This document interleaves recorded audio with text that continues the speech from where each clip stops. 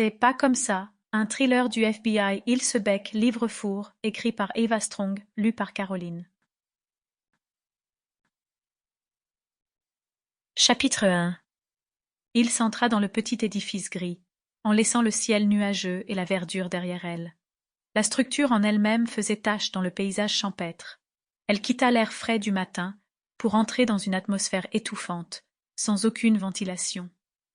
Elle entendit une sonnerie derrière elle, au moment où la porte se referma. 2 gardiens étaient debout à côté du détecteur de métaux et lui firent signe de déposer ses affaires dans une boîte grise. Un ciel gris, un bâtiment gris, une boîte grise, comme si tout conspirait pour oblitérer les couleurs de la vie.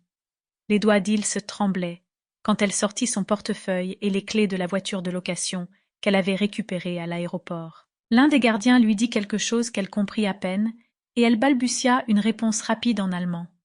Elle était capable de comprendre la langue de son enfance. Après tout, à une époque, elle avait été la petite Hilda Müller. Mais elle avait passé ses 15 dernières années aux États-Unis, à Seattle. Alors son allemand était un peu rouillé. Il se mit à frissonner, et elle sentit son estomac se serrer d'appréhension. Elle tapota du doigt contre son poignet, autour duquel étaient tatoués des mots dont elle voulait constamment se rappeler. Capture chaque pensée. Mais alors qu'elle passait le détecteur à métaux et récupérait ses affaires de l'autre côté, elle n'était pas sûre que ce soit possible. Elle avait l'impression de perdre les pédales. Son cœur battait à tout rompre.